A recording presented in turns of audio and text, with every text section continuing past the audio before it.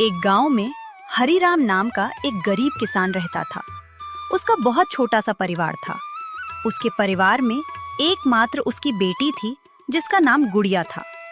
हरिराम ने बहुत ही शौक से गुड़िया को शहर में पढ़ने के लिए भेजा था। हरिराम की बेटी गुड़िया बहुत ही गुणवान और होशियार थी। उसी गांव में रघुवीर ठाकुर नाम का एक लालची और बेईमान जमींदार रहता था। वह अपनी जमीन गरीब किसानों को ठेके पर देता था और उस जमीन के बदले वह गरीब किसान से बहुत ज्यादा कर वसूलता था।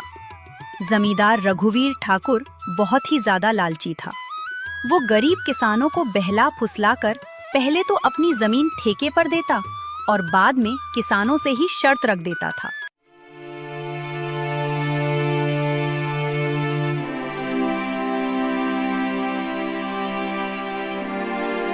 इन गरीब किसानों की भी क्या जिंदगी है।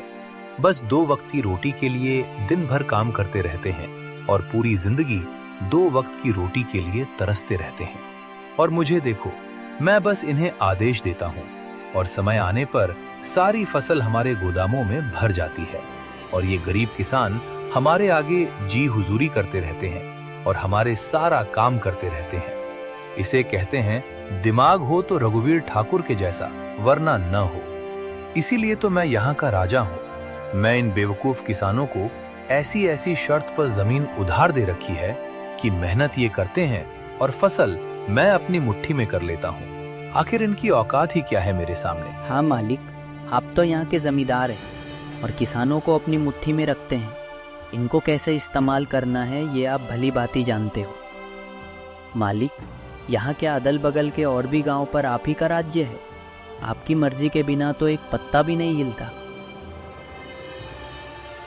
जमींदार अपने नौकर से ये सब बातें कर ही रहा होता है, तभी उसके पास हरिराम नाम का एक गरीब किसान आता है जो बहुत दुखी और परेशान होता है।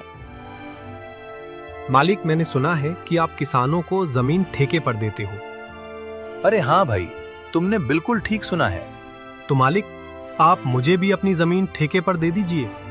मैं भी आपकी जमीन पर 1 साल के लिए ठेके पर काम करना चाहता हूँ। मेरा नाम हरिराम है और मैं पास के ही गांव सुखपुर में रहता हूँ। अच्छा ठीक है हरिराम, मैं तुम्हें अपनी जमीन ठेके पर दे दूंगा, लेकिन मैं अपनी जमीन ठेके पर देने से पहले कुछ शर्त रखता हूँ। शर्त यह है कि 1 साल बाद जो भी फसल उगेगी उसका आधा हिस्सा तुम्हारा और आधा मेरा होगा।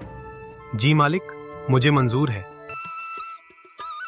जमींदार से जमीन की कागजी कार्यवाही करने के बाद हरिराम अपने घर चला जाता है और अगले दिन खेत में पहुंच जाता है। चलो अब खेती शुरू करता हूँ, बहुत मेहनत करनी होगी।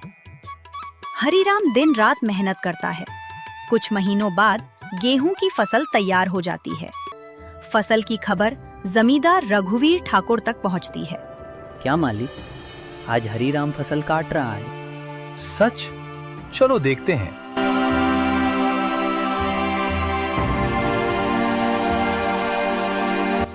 अरे हरिराम, फसल तो बहुत अच्छी है।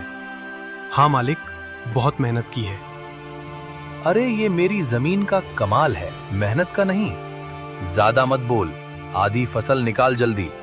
जमींदार अच्छी फसल ले जाता है और खराब फसल हरिराम के पास छोड़ देता है।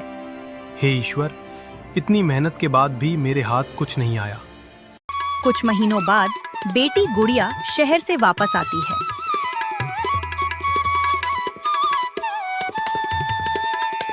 पिताजी, गांव के लोग इतने दुखी क्यों हैं?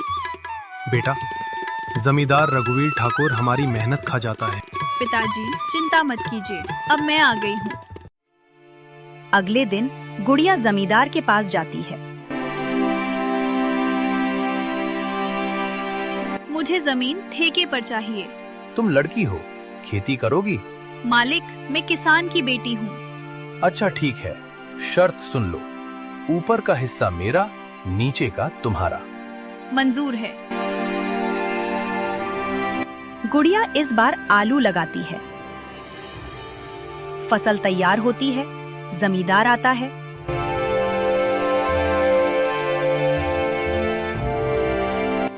ये क्या, आलू? आपकी ही शर्त थी मालिक। गुड़िया आलू ले जाती है, घास फूस जमींदार को देती है। अगली बार देखूंगा। कुछ दिनों बाद फिर गुड़िया जाती है। इस बार नीचे मेरा, ऊपर तुम्हारा। मंजूर है। गुड़िया इस बार गेहूं लगाती है। फिर जमींदार हार जाता है। ऊपर और नीचे मेरा, बीच तुम्हारा। मंजूर है। इस बार गुड़िया गन्ना लगाती है। जमींदार फिर हार जाता है। अब समझ आ गया, हमने किसानों को ठगा है। आज से सबकी जमीन वापस करूंगा। इस तरह गुड़िया की समझदारी से जमींदार सुधर जाता है। सभी किसानों को उनका हक मिल जाता है।